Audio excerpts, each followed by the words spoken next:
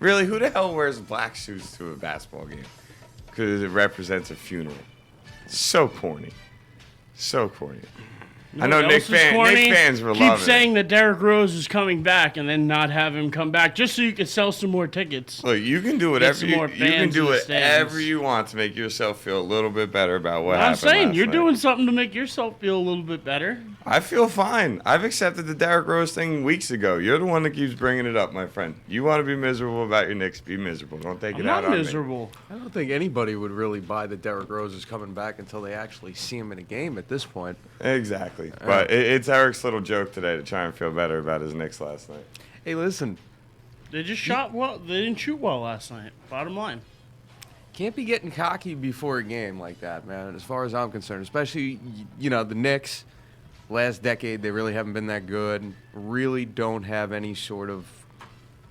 I don't know. I feel like they don't have any credibility to do something like that, at least not to a team as, as polished and a team as with the veteran presence of the Celtics. I think if you do something like that to start the game, you're asking for problems.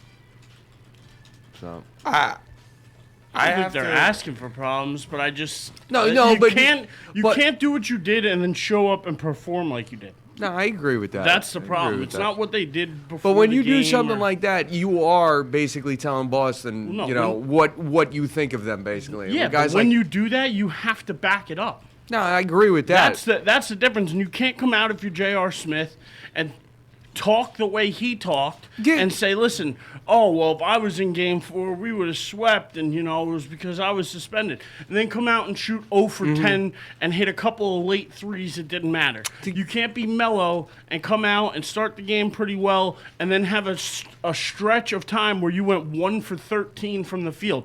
You cannot shoot like that after what you said pregame and what you did pregame. You can't come out and perform like that. You just can't.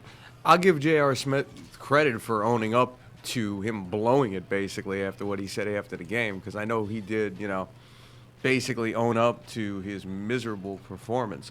But, I think it's combined. As much as there is that, as much as you have to hit those shots, and, I said throughout the year I always wondered what would happen if they missed their shots like they did. The fact is you're inadvertently lighting a fire under Paul Pierce and Kevin Garnett, and I don't think that's ever a smart idea to do. But they got to play better than they did last night. If they would have just shot a little bit better, they would have won that game. Okay. But listen, now they put themselves in a bad position. While I still think they're probably going to win this series, they're going to Boston Garden for Game 6. Mm-hmm.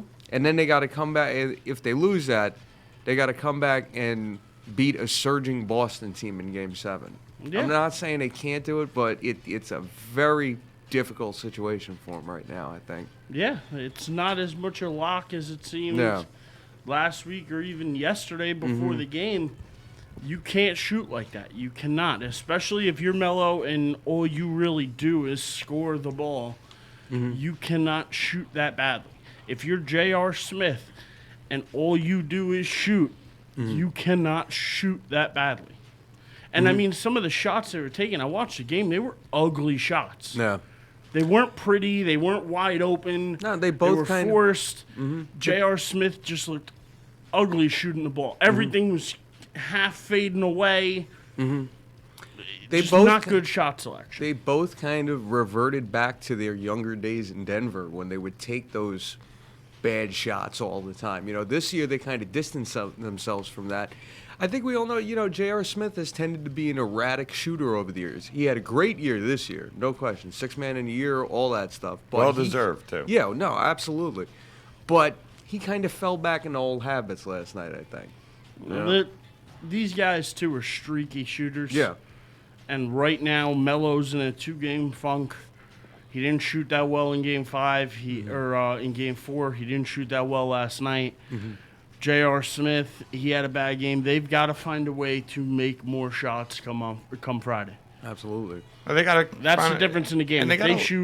If Melo goes 50% from the field last night instead of going 30% from the field or 33% from the field, they win that game.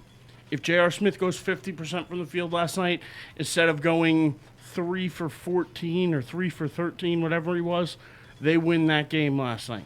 Well, yeah, there's a lot of That's what it different. I comes mean, down to. you could sit here and say if this guy shot better, they win that game. If this No, guy shot better, but I'm just saying, though, you could look at the entire team. They shot 32 of 81 as a team, 5 of 22 from 3 as a team. Yeah, but so whether those guys shoot better or don't shoot better as a team, they didn't shoot well. Period. You only have 13 assists as a team. That's embarrassing. This is a team game. It's not embarrassing. 13 assists on 32 shots made. That's sad. That's not even an assist on every other shot. You got to remember, this happened at MSG. This didn't happen up in Boston. Yeah, I know. So, I'm just saying, you have to win a game like that on your home court. I mean, I'll agree with you. Your starting point guard only has 4 assists. Like, I know. He supposedly shot the best last night. He did. He shot 10 and 19. He had a good game. I mean, I don't even want to take that away from him. He had a good Felton game. was the only one who had a really good game. But I mean, to sit here and as a team to only have 13 assists in a 48-minute game, that's just not a good thing. I mean, it's just not. It's a team game, and like I said to you on the ride down here, I know you disagreed with it, but everything I heard came down to the fact that they weren't moving the ball around and started playing hero ball, and you got J.R. Smith and Melo forcing up shots that they shouldn't be forcing up.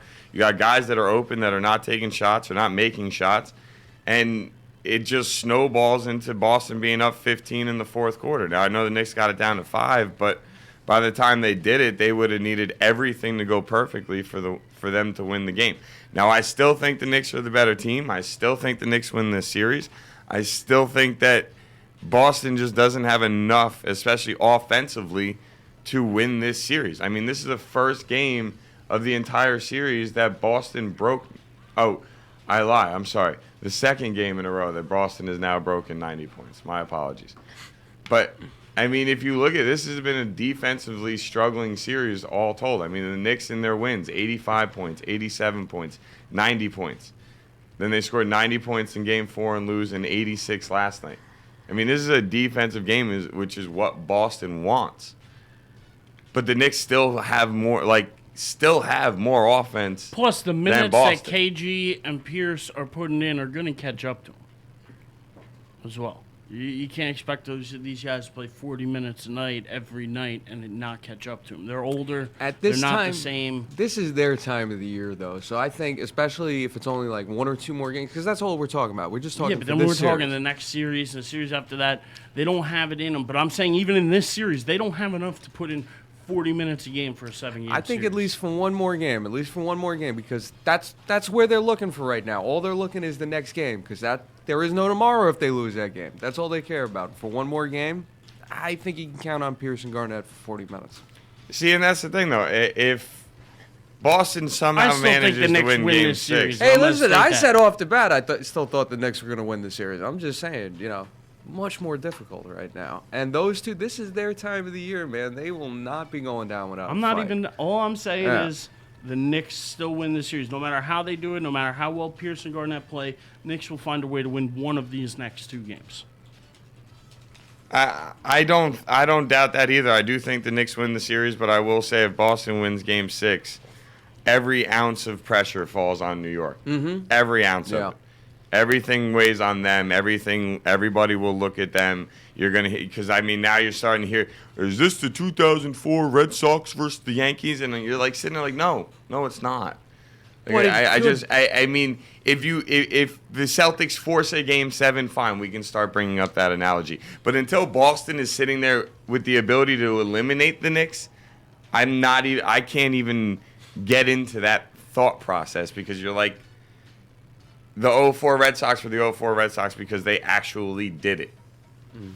Until Boston is in a situation where they can actually do it, I'm not going to compare them to that situation.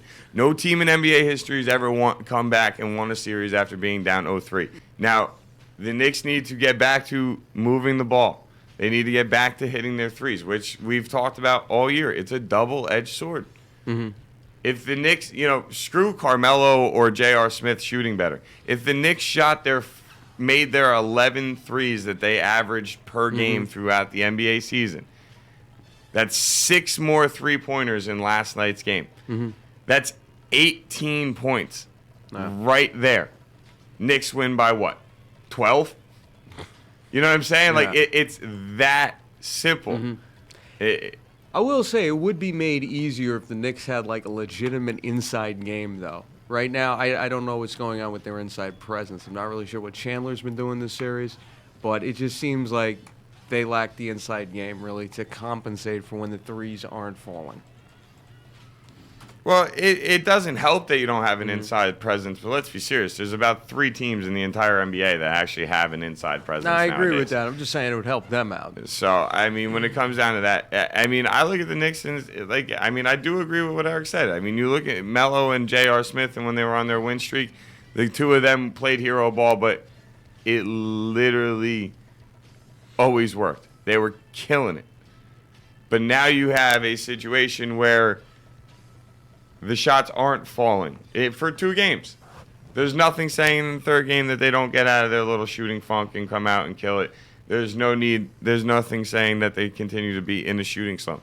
You don't know until the ball tips off and you watch them start shooting the ball. The bottom line that sums this whole freaking thing up is I think all 3 of us agree. We still think New York wins this series.